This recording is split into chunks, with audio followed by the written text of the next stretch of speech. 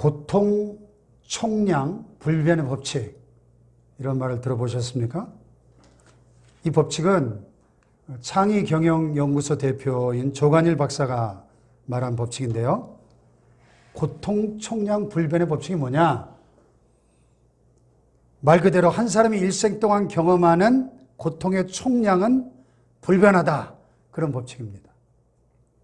다시 말해서 사람마다 고통의 질과 양은 제각각 다 다를 수 있지만은 한 사람이 일평생 겪어야만 하는 고통의 총량은 결국 정해져 있다. 그런 말입니다. 고통의 총량이 정해져 있기 때문에 인생을 살면서 감당해야 되는 고통은 누구나 다 겪어야 되는 것이다. 그런 말이죠. 그래서 인생을 살면서 겪는 고통의 총량은 누구나 다 똑같다. 그런 의미로 고통, 총량, 균등의 법칙 이렇게 표현하기도 합니다. 쉽게 말하면 재벌 총수나 노숙자나 사는 동안 겪는 고통의 총합은 같다. 그런 말이에요. 부자나 가난한 자나 건강한 자나 그렇지 못한 자나 신랑 잘 만난 사람이나 그렇지 않은 사람이나 모든 인간의 고통의 총량은 똑같다는 얘기예요. 근데 쉽게 동의가 안 되는 분들이 있을 거예요. 그래서 제가 예를 들어 볼게요. 자, 어떤 집을 보면 남편이 무능해서 가난해서 고통을 받습니다. 근데 어떤 집은 남편이 유능한데 바람을 피워서 고통스럽습니다. 그런가 하면 어떤 집은 남편이 유능한데 바람을 안 피우면 아내가 바람을 피웁니다. 또 남편은 유능한데 바람도 안 피우고 아내도 바람 안 피우면 애들이 속을 썩입니다. 이거 자식들이 속 썩이면 또 그것처럼 골치 아픈 것도 없어요. 또 남편 유능한데 바람 안 피우고 아내도 바람 안 피우고 애들도 속 안 썩이는데 남편이 덜커덕 암에 걸립니다. 어떻습니까? 무슨 말씀인지 아시겠죠? 이걸 가리켜 고통, 총량, 불변의 법칙이다. 그렇게 말하는 거예요. 또 달리 표현하자면 삶의 무게는 다 똑같다는 거죠. 우리가 짊어지고 살아가야 될 삶의 무게는 다 똑같다. 천석군 천가지 걱정, 만석군 만가지 걱정. 그런 말 들어보셨죠? 참, 이 고통, 총량, 불변의 법칙을 보면서 이미 많은 고통을 당하신 분들, 또 현재도 고통 가운데 계신 분들에게 조금이나마 위로가 되지 않을까, 그런 생각이 듭니다. 그런가 하면 질할 총량 불변의 법칙이라는 것도 있어요. 이 경북대 법학부 김두식 교수의 인권 문제를 이야기하고 있는 그의 저서 불편해도 괜찮아에 나오는 이야기인데요. 질할 총량 불변의 법칙. 표현이 조금 거시기하지만 좀 적나라하지만 듣고 보면 아마 다 공감할 수 있는 삶의 법칙이다. 그런 생각이 듭니다. 질할 총량의 법칙이 뭐냐? 말 그대로 누구나 평생 써야 할 질할의 총량이 정해져 있다. 그런 얘기예요. 근데 사람에 따라서는 사춘기 때인 청소년기에 그걸 다 쓰고 얌전히 살아가는 사람이 있는가 하면 소시적인 완전 범생이로 살다가 늦게 배운 도둑질 밤새는 줄 모른다고 뒤늦게 부록의 나이쯤에 불현듯 찾아온 이 질환을 주체 못해가지고 온갖 증상을 보이는 사람도 있다. 그런 얘기예요. 이 김두식 교수가 이 책에서 자신의 딸이 중학교에 들어갔을 때 사춘기라 그런지 대화가 안 통하기 시작한 거예요. 예? 마냥 이쁘고 어리다고만 생각했던 이 딸이 매사에 아빠에게 반항하고 문 콱 닫고 들어가서 안 나오고 아빠를 무시하는 행동을 일삼았어요. 부녀 간의 대화는 불통이 되고 그로 인해서 가족관계는 불편하기 짝이 없게 됐습니다. 그 문제로 우연히 이제 가까운 지인과 대화를 나누면서 그 지인이 그런 말을 하는 거예요. 교수님, 그게 바로 질할 총량 불변의 법칙이라고 하는 겁니다. 어떤 사람은 정해진 양을 사춘기에 다 쓰고 어떤 사람은 늦바람이 나서 늦은 나이까지 질할하기도 한답니다. 죽기 전까지는 반드시 다 쓰고 죽어야 한다는 법칙이에요. 참 재밌으면서도 참 우픈 현실입니다. 마음 한구석이 씁쓸해져요. 사춘기에 있는 자녀들하고 소통이 혹시 잘 안 된다고 생각되면 칠할 총량 불변의 법칙이 우리 아들에게 역사하고 계시는구나 이렇게 생각하시고, 나이가 들어서 여전히 남편이 마누라가 속을 썩인다고 한다면 지금 칠할 총량 불변의 법칙이 역사하고 계시는구나 그렇게 여기라는 거예요. 네. 근데 좀 공감이 되십니까? 네. 성경은 인생을 그릇에 비유하고 있습니다. 자, 그릇은 그 안에다가 무엇을 담느냐, 무엇을 채우느냐가 중요하죠. 즉 우리의 인생은 무엇을 누적하느냐에 따라서 그 결과가 좌우된다는 거죠. 무엇을 누적하고 있느냐. 사전을 찾아봤어요. 누적을 이렇게 정의합니다. 포개어 여러 번 쌓음, 또는 포개져 여러 번 쌓임, 이런 뜻입니다. 누적이 뭐예요? 계속해서 쌓고 또 쌓고 쌓이는 것을 말하죠. 인생은 누적된 결과물입니다. 한번 따라해 볼까요? 인생은 누적된 결과물이다. 지금 내가 살아가고 있는 인생은 지금까지 내가 살아온 삶의 누적된 결과물입니다. 그렇지 않아요? 따라서 앞으로 내가 살아가는 삶의 누적된 결과물이 곧 나의 미래가 될 것입니다. 이분 많이 보셨죠? 구독자 수가 112만 명이나 되는 유튜브 채널 김미경 TV 대표 스타 강사인 김미경 씨.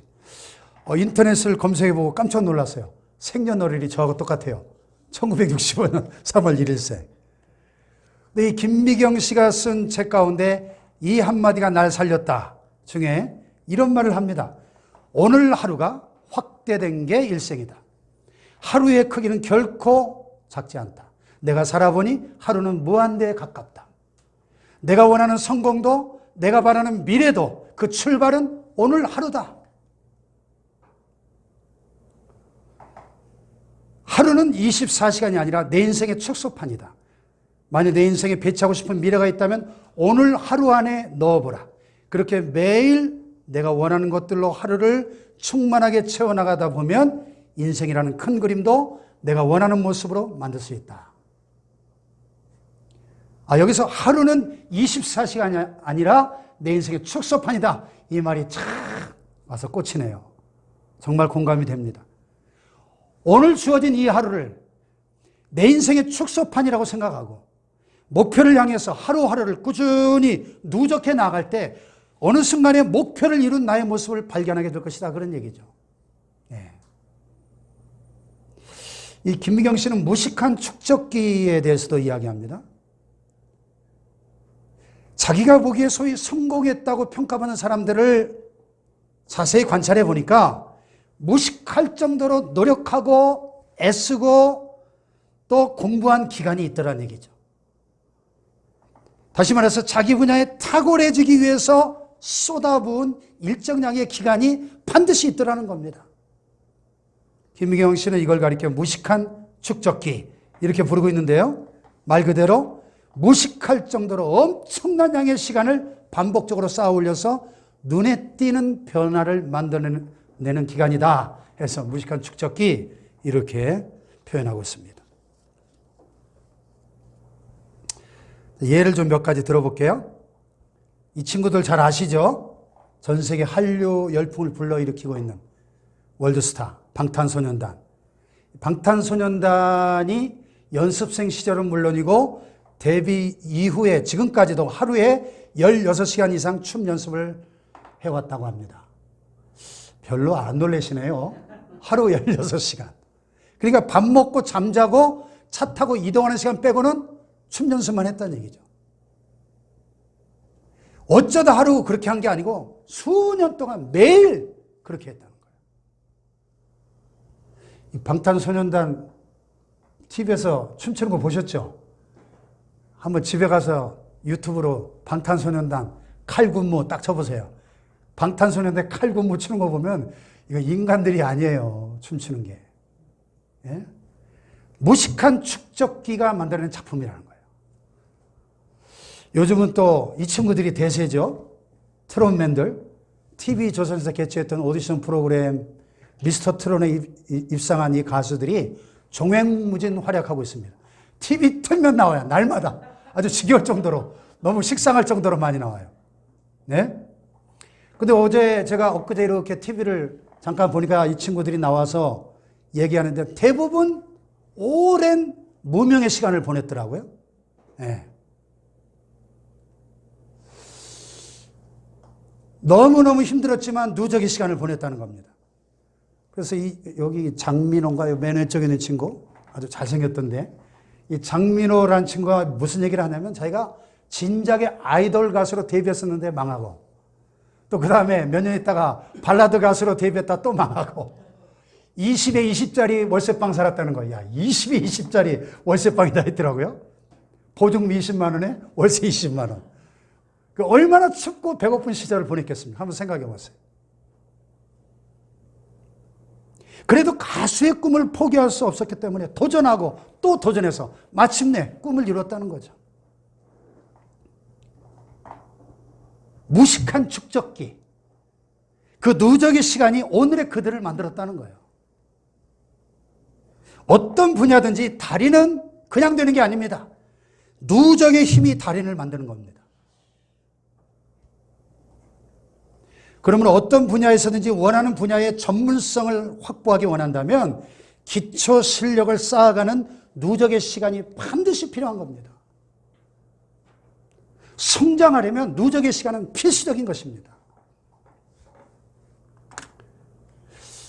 제가 어쩌다 보니까 이제 목사님들에게 영상 설교를 가르치는 강사로 하나님이 쓰고 계신데 작년 가을에 우리 신학대원 동문대회 때 특강으로 1시간 영상 설교에 대해서 강의를 하고 났더니 목사님, 선교사님들이 막 눈이 땡그레져요. 반응이 얼마나 뜨거운지 몰라요.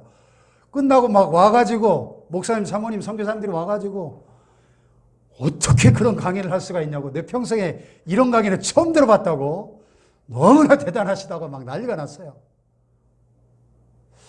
여러분 근데 뭐 하나님의 인도하심이 있었지만은 제가 2015년 가을에 김석근 교수 통해서 영상 설교를 접하면서 지난 이제 5년이 다 돼갈 만 5년 이 하나님 주신 이 은사와 달란트라고 생각하고 여기에 좀 집중하면서 이렇게 쭉 우리 교회뿐만 아니라 우리 한국교회 강단을 생각하면서 목사님들의 강단을 좀 도와드려야 되겠다. 이 디지털 시대에 영상 설교 자료들을 좀 최대한 많이 만들어서 보급해야 되겠다. 이런 사명감 가지고 5년 동안 제가 이렇게 보낸 시간을 계산해 보니까 대략 뭐 한 15,000시간 정도 되는 것 같아요. 제가 노트북 앞에서 지난 5년간 여기에 쏟아부은 시간이 여러분 1만 시간의 법칙 들어보셨죠? 어떤 분야에서든지 최고가 되길 원한다면 1만 시간 이상 에너지를 쏟아부어야 된다는 거예요. 1만 시간. 어떻게 하면 1만 시간 되는지 아세요? 하루 3시간씩 매일 하루 3시간씩 10년을 쏟아보면 1만 시간이 됩니다. 10년. 네, 저는 그걸 더 농축적으로 지난 5년간 15,000시간을 쏟아부은 거예요. 여기다. 그러니까 어디 가든지 목사님들이나 선교사님들 앞에 서면 이 영상 설교 분야에 제가 전문가가 돼버렸어요. 나도 모르게. 아멘. 네, 하나님 은혜인데요. 흔히 사람들은 이 성장이 쭉 이렇게 대각선처럼 일어난다고 생각하는데 그러나 사실은 성장은 대각선이 아니라 계단식으로 일어나는 겁니다. 어느 정도 누적이 돼야 성장이 일어나게 된다고 하는 거예요. 누적이 돼야. 영어 공부 혹시 좀 해보셨습니까? 영어 좀 잘해보고 싶어서 학원 다녀보신 적 있습니까? 아무리 값비싼 돈 내고 학원 다녀도 그 다음날부터 갑자기 영어가 막 술술 터지던가요? 네? 제가 미국에 유학 가가지고 귀가 열리는 데만 꼬박 2년 걸렸습니다. 2년. 아니, 중고등학교 6년, 대학에서 4년, 10년 동안 영어를 공부하고 갔는데 미국 가니까 한마디도 안 들려요. 강의실에 탁 들어갔더니 헬로 하고 따다다다다다 떠들어야 되는데 뭐라고 첫 시부리는지 하나도 못 알아듣겠어요. 얼마나 눈앞이 캄캄했는지 몰라요. 그 비싼 돈 들여서 미국까지 갔는데 한마디도 못 알아듣겠는 거예요. 대학 강의실 들어갔는데. 귀가 열리는데 2년 걸리더라고요. 2년. 그러니까 내 몸으로 직접 배우고 누적하는 시간이 없으면 아무리 돈을 많이 들여도 절대로 영어 안 됩니다. 안 돼. 내 것이 되지 않아요. 무식한 축적기가 필요해요. 살 빼겠다고 다이어트 위해서 운동 시작해 보신 분 있죠? 오늘 하루 운동 열심히 땀 흘렸다고 당장 살이 쑥 빠지던가요? 여러분? 사람들은 누적의 힘을 머릿속으로는 알고 있지만은 행동으로 옮기질 않아요. 시간도 너무 오래 걸리고 열심히 한다고 생각하는데 당장 눈에 띄는 결과가 안 나타나니까 적당히 쉬엄쉬엄 합니다. 이런 인생에 답이 없어요. 꾸준한 누적만이 답입니다. 한번 따라해 봅시다. 꾸준한 누적만이 답이다. 따라서 우리는 누적의 힘을 믿고 더디더라도 꾸준히 쌓아가야 됩니다. 아멘 합시다. 자, 오늘 본문 말씀을 보니까 다윗이 30살에 유다지파의 왕이 됩니다. 그 7년 6개월이 지난 다음에 통일왕국 이스라엘의 왕이 됩니다. 그런데 여러분 아시다시피 다윗이 이미 17살 이전에 하나님 보내신 사무엘 선지자에게 왕으로 기름 부음을 받았어요. 진작에. 또 17살 때는 물맷돌 하나로 블레셋 거인 장수 골리앗을 쳐서 쓰러뜨림으로 일약 스타덤에 오르잖아요. 이걸 계기로 다윗이 승승장구하고 국민적 영웅이 됩니다. 사울 왕 휘하의 직속 장군이 돼가지고 나가는 전쟁마다 백전백승합니다. 사울 왕의 딸 미갈과 결혼해서 왕의 사위가 됩니다. 백성들의 인기가 너무 많아지니까 이 사울이 왕권의 위협을 느끼고 사울 왕이 시기하게 되니까 다윗이 도망자의 신세가 되죠. 장인이 자기 사위를 죽이겠다고 혈안이 됩니다. 이스라엘 땅에서는 도저히 살 수 없을 것 같아서 원수나라 블레셋에까지 망명을 하게 됩니다. 도망자의 신세로 10년이 넘는 시간을 보내야만 했습니다. 드디어 30살에 유다지파의 왕이 됩니다. 이스라엘 12지파 중 한 지파의 왕으로 7년 6개월을 다스리다가 마침내 통일왕국 이스라엘의 왕이 되죠. 무슨 얘기예요? 다윗이 사무엘의 왕으로 기름 부음을 받은 직후에 곧바로 왕이 된 것이 아니었다는 사실입니다. 근데 사람들은 항상 결과만을 주목하죠. 다윗이 하나님께로부터 내가 이새의 아들 다윗을 만나니 내 마음에 합한 사람이라 내 뜻을 다 이루게 하리라. 그 하나님께 받았던 그 특별한 인정을 막 부러워합니다. 다윗이 하나님께 받았던 그 엄청난 복을 부러워합니다. 하지만 다윗이 하나님으로부터 그런 인정을 받고 복을 받기까지 거쳐야만 했던 그 누적의 시간들은 별로 관심이 없어요. 이스라엘 백성들이 가장 존경하는 위대한 성군 다윗 왕은 하루아침에 그냥 탄생한 것이 아닙니다. 왕이 되기까지 채워야만 했던 오랜 누적의 시간들이 있었던 겁니다.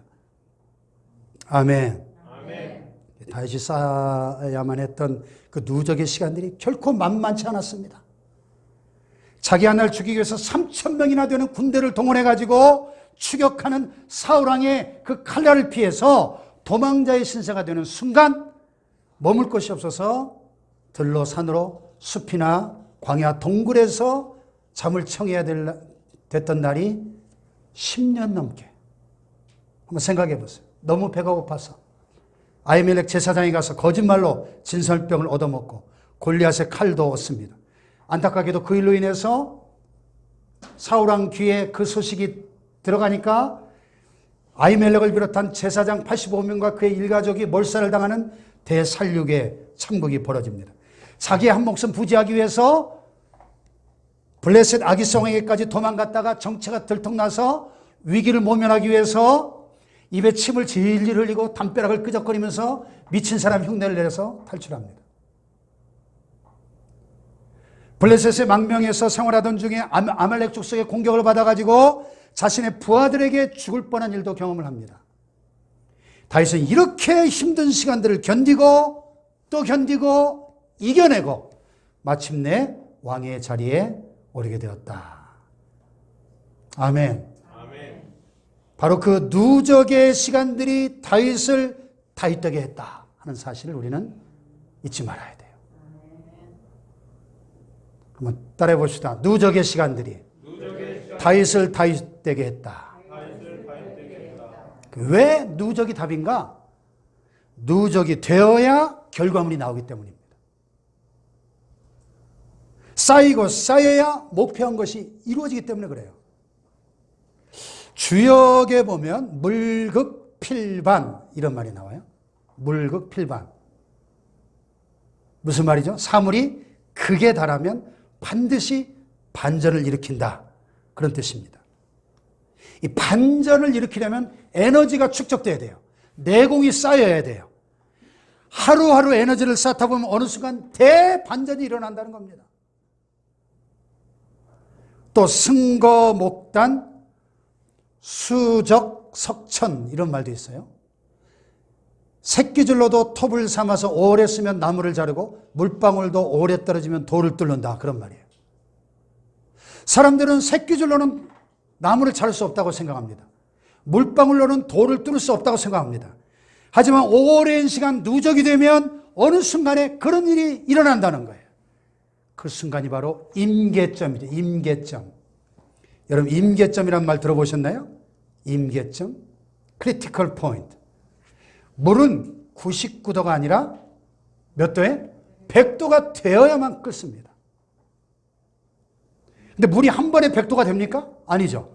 열이 가해져서 온도가 80도, 90도, 99도, 100도 누적이 돼야 딱 임계점에 다다라야 끓죠. 여러분 비행기를 보면 비행기가 이륙할 때 활주로에서 쫙 달리는데 시속 366km가 돼야 하늘을 날 수 있다고 합니다. 시속 365km는 하늘을 날 수 없는 거예요. 그러니까 여러분 비행기가 출발하자마자 곧바로 나는 게 아니잖아요. 날 수 있을 만큼의 속도로 쭉 달려왔기 때문에 날 수 있는 겁니다. 이해가 되십니까? 19세기 스페인의 바이올린 연주자 이제 작곡가인 사라사테에게 사람들이 자신을 천재라고 하니까 그가 이런 말을 했어요. 천재? 37년간 하루도 빠짐없이 14시간씩 연습했는데 그런 나를 천재라고 부른다. 그랬어요. 네. 이런 농구의 황제 마이클 조던 알죠? 골프 황제 타이거 우즈에게 마이클 조던이 이런 말을 했대요. 누군가가 당신은 100년에 나올까 말까 한 사람이다 라고 하면 그 말이 떨어지자마자 바로 연습장으로 달려가라. 달려가서 이전보다 더 훈련에 열중하라. 그런 말을 했습니다. 장지호노라는 분이 쓴 나무를 심은 사람이라는 책이 있어요. 이게 영상으로도 제작이 된 게 있는데 나중에 한번 기회가 되면 한번 같이 봤으면 좋겠어요. 실화를 바탕으로 한 애니메이션 사파 소설인데요. 주인공 엘지아르 부피에라고 하는 이 노인이 37년 동안 혼자 나무를 심는 이야기입니다. 아무도 관심을 갖지 않았습니다. 1910년에 나무를 심기 시작해서 수십만 구리의 나무를 37년 동안 심으니까 37년 후에 황폐했던 땅이 울창한 숲으로 변하고 사람이 떠나갔던 마을에 1만 명이 넘는 사람들이 몰려와 지금은 행복한 마을로 변했다. 실화예요, 실화. 이 모든 이야기들은 누적의 힘이 얼마나 위대한가 생생하게 잘 보여주고 있습니다. 따라해 봅시다. 누적이 답이다. 누적이 답이다. 누적이 답이다. 네. 야, 다윗이 통일왕국 이스라엘의 왕이 된 것이 누적의 힘인 것처럼 요셉이 애굽의 총리가 된 것도 바로 이 누적의 힘 때문이었죠. 요셉은 형들에게 버림받는 아픔을 인신매매를 당하잖아요. 은인시대. 형들의 손에 의해서 애굽의 노예로 팔려가죠. 보디발 장군의 신임을 얻어가지고 가정총무가 되지만 그것도 잠시 성폭행 강간비수범으로 감옥에 들어갑니다. 억울한 누명을 쓰고 2년 동안 감옥살이를 한 후에 마침내 30세의 나이에 애굽의 총리가 됩니다. 자, 하나님이 요셉에게 일찍이 10대 시절에 꿈을 보여주었지만 다윗의 경우처럼요. 그의 장차 이루어질 놀라운 꿈을 보여주셨어요. 미래를. 그 꿈이 당장 이루어진 것이 아니었더라 하는 것입니다. 꿈이 이루어지기 위해서 누적의 시간이 필요했다는 겁니다. 우리는 흔히 요셉 그러면 꿈 해몽 한번 잘해가지고 총리 된 사람 이렇게 생각하지만 여러분 꿈 해몽 한번 했다고 총리가 됩니까? 형들에게 17살에 노예로 팔려가서 30살에 총리가 될 때까지 13년의 그 길고 긴 꾸준한 누적의 시간이 있었다는 걸 잊으면 안 돼요. 누적의 힘이 필요했던 겁니다. 아멘. 그 시간이 채워졌을 때 요셉은 대제국 애굽의 총리가 되었다 하는 얘기고요. 자, 그런데 한편 우리가 누적하지 말아야 될 것들이 있어요. 누적이 다 좋은 게 아니죠. 절대 누적하지 말아야 될 게 뭡니까? 피로와 스트레스. 예? 과로와 스트레스가 만병의 원인인 거 다 상식으로 알고 계시죠? 이 과로와 스트레스는 쌓아놓지 말고 빨리빨리 날려버려야 됩니다. 그렇지 않으면 몸에 이상이 오고 큰 병에 걸려요.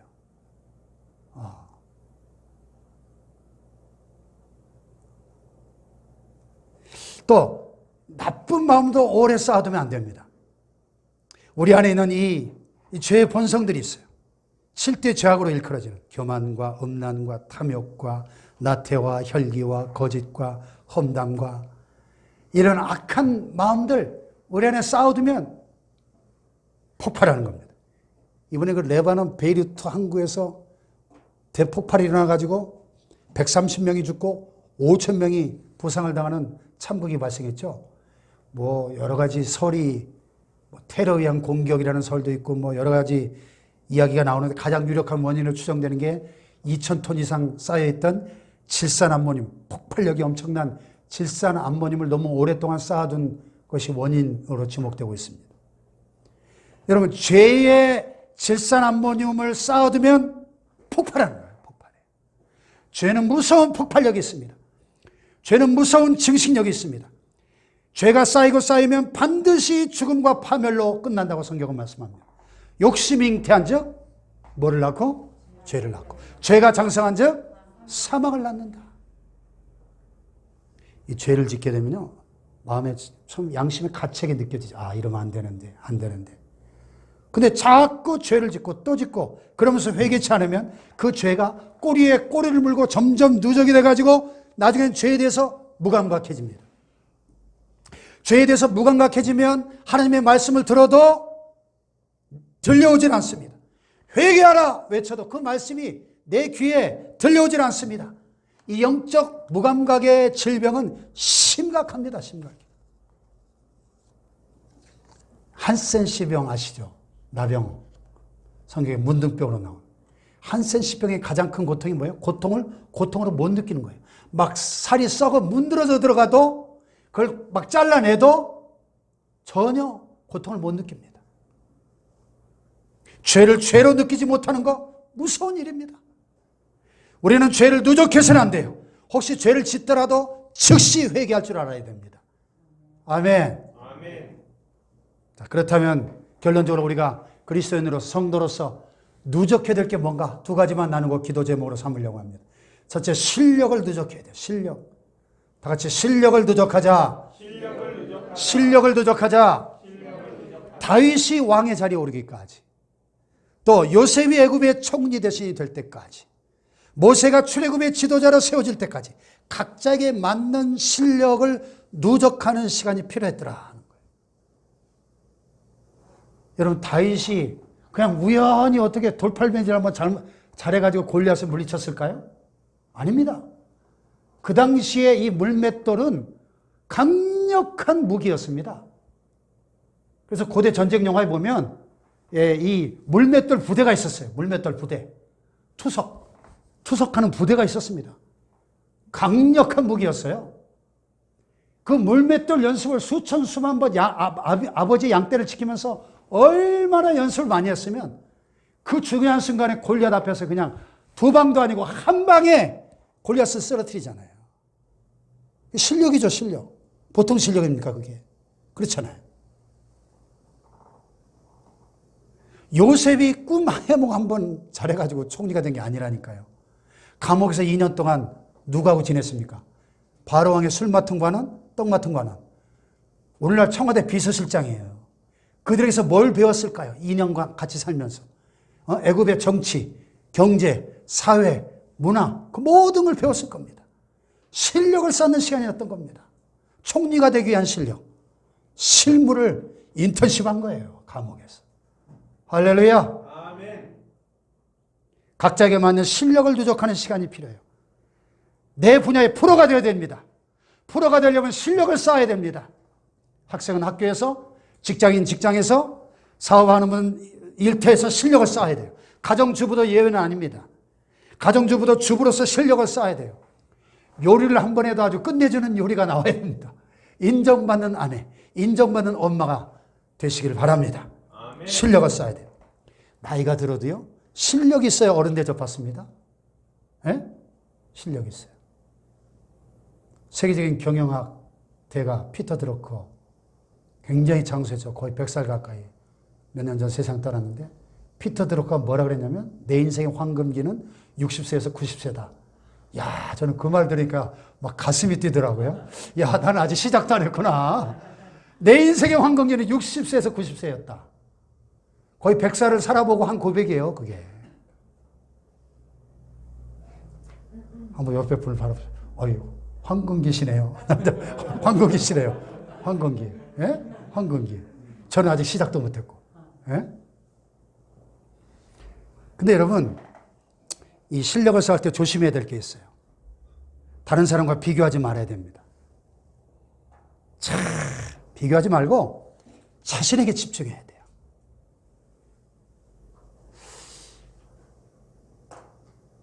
어제의 나와, 굳이 비교하고 싶으면요, 어제의 나와 오늘의 나를 한번 비교해 보세요. 내가 얼마나 더 성장했나.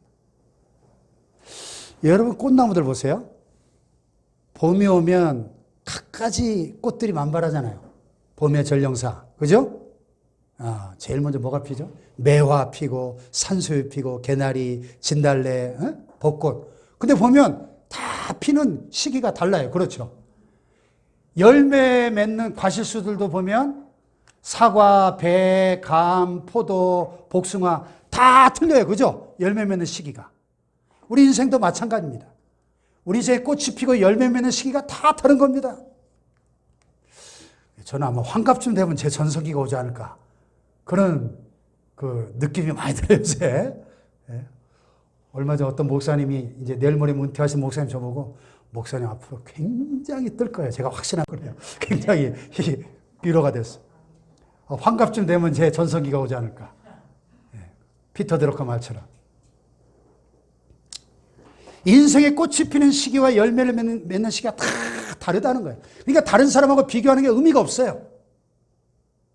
나 자신의 성장에 초점을 맞춰서 어제의 나와 비교해 볼 때 오늘의 나는 얼마나 더 성장했을까? 늘 질문하라는 것입니다. 마태복음 25장에 보면 달란트의 비유가 나오죠. 얘가 왜 이제 나오냐? 달란트의 비유를 보면 하나님께서 각 사람에게 나눠주신 달란트가 다 달랐죠. 예? 어떤 사람에게 5달란트, 어떤 사람에게 2달란트, 어떤 사람에게 1달란트를. 근데 하나님께서 무슨 기준으로 그렇게 나눠주셨나요? 그냥 아무렇게나, 요즘 흔히 하는 말로 랜덤으로 나눠줬습니까? 랜덤으로 나눠줬어요? 멋대로 각각 그 재능대로 나눠주셨어요. 따라해 봅시다. 각각 그 재능대로. 다시 말해서 각 사람의 능력에 맞게끔 달란트를 나눠주셨다는 거예요. 능력에 맞게. 그렇다면 우리는 내게 맡겨주신 달란트를 가지고 열심히 일해야 됩니다. 나를 성장시키기 위해서 애써야 됩니다. 실력을 쌓아야 됩니다. 실력을. 할렐루야. 아멘.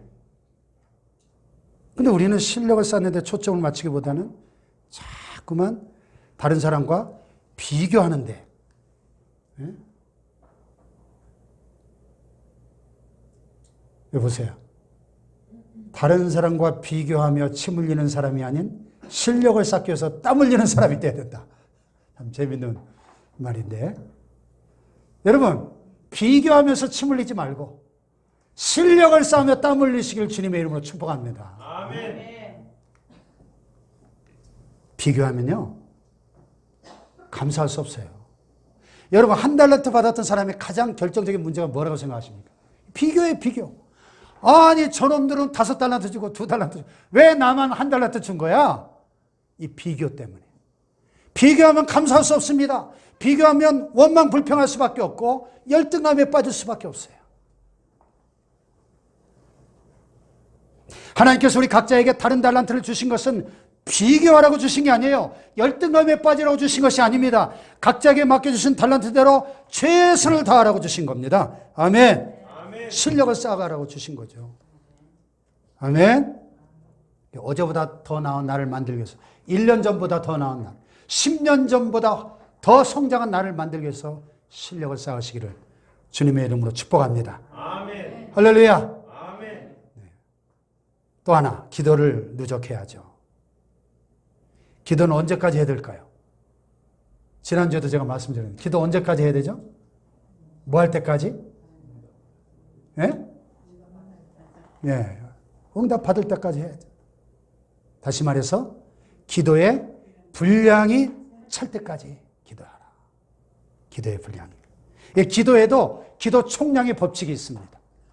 기도의 총량이 차야 응답이 오는 겁니다. 기도 응답이 그냥 오는 것 같지만요, 아니에요. 기도의 분량이 차야 응답이 됩니다.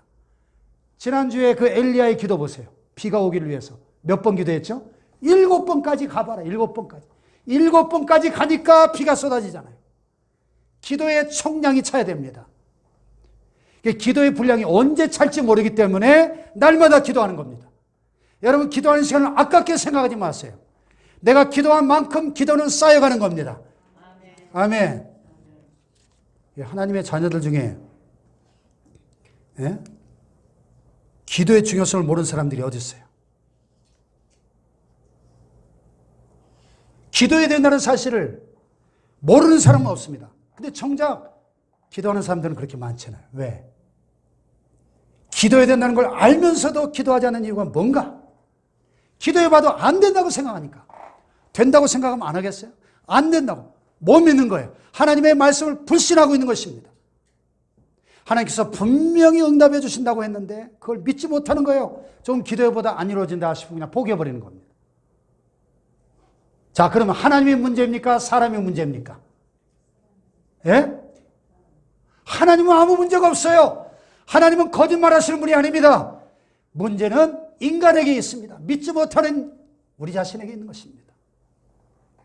그렇다면 우리 응답받기까지 기도를 포기해서는 안 될 줄로 믿습니다. 하나님의 약속의 말씀을 믿고 응답을 받기까지 기도를 쌓아가야 됩니다. 할렐루야. 기도의 분량이 찰 때까지 믿고 인내하면서 기도하시기를 주님의 이름으로 축원합니다. 아멘. 여러분, 예수님이 30살에 공생의 사역을 시작하셨는데 하나님의 아들이 예수님이 이 땅 가운데 아기로 태어나서 30년이라는 그 긴 시간 나사렛의 시골 마을에서 지극히 평범한 시골 청년으로 성장하셨죠. 왜 그랬을까요? 예수님에게서 이 30년이라고 하는 이 시간은 하나님의 아들로 사역하시기 위한 누적의 시간이었던 겁니다. 인간의 희로애락을 경험하는 시간이었던 거예요. 그런 누적의 시간이 있었기에 예수님은 공생의 사역을 하시면서 인간들을 더 깊이 이해해 주셨습니다. 인간들과 함께 아파하시고 함께 울어주시고 함께 즐거워하고 함께 웃어주실 수 있었습니다. 히브리서 기자는 그걸 가리켜 자기가 시험을 받아 고난을 당하셨은즉 시험 받는 자들 또한 능히 도우실 수 있느니라, 그렇게 표현했습니다. 아멘. 아멘. 하나님의 아들이신 예수님에게도 누적의 시간이 필요했다는 거예요. 늘 남다른 아이디어로 새로운 예능을 만들어가고 있는 나영석 PD가 이런 말을 했습니다. 예전에는 대단한 사람이 대단해 보였는데 이제 오랫동안 꾸준한 사람이 대단해 보인다. 오랫동안 꾸준한 사람 되시기를 축복합니다. 아멘. 꾸준한 사람은 누적의 힘을 믿는 사람입니다. 누적이 답이라는 것을 아는 사람입니다. 우리는 급한 것에 그저 쫓겨 사는 삶이 아니라 가장 중요한 것에 집중하고 누적하는 삶을 살아가야 됩니다. 누적이 답이기 때문에. 아멘. 아멘. 누적의 힘을 믿고 실력을 쌓고 기도를 쌓아서 놀라운 반전을 이루고 풍성한 열매 맺게 되시기를 주님의 이름으로 축원합니다. 축원합니다. 말씀 붙잡고 결단하며 기도하십시다. 하나님, 누적의 힘을 믿습니다. 누적이 답인 줄로 믿습니다. 다윗처럼 요셉처럼 모세처럼 누적의 힘을 믿고 실력을 쌓고 기도를 쌓아서 놀라운 기적을 경험하고 놀라운 하나님의 축복의 주인공들 되게 하여 주시옵소서. 열매 맺는 인생 되게 하여 주옵소서. 반전을 이루는 삶이 되게 하여 주옵소서. 주여 삼창 기도합니다. 주여 주여 주여. 할렐루야. 주님 감사합니다. 하나님, 누적의 힘에 대해서 살펴보았습니다. 하나님, 누적이 답인 줄로 믿습니다.